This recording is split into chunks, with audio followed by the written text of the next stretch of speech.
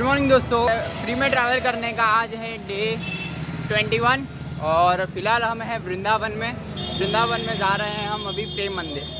सो हम लोग जहाँ रुके हैं वहाँ से प्रेम मंदिर वॉकिंग डिस्टेंस पे ही है। तो अभी हम दोनों निकल चुके हैं प्रेम मंदिर के लिए। गर्मी बहुत है यहाँ पे, 45 डिग्री है। और फिलहाल हम लोगों ने सोचा कि सुबह सुबह जल्दी ही दर्शन कर लेते हैं तो ठीक रहेगा।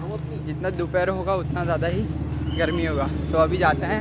ये रहा प्रेम मंदिर का ये कोर्ट है और हम लोग पीछे ही रहते हैं। यहाँ से अभी हम लोग जा रहे हैं डायरेक्ट।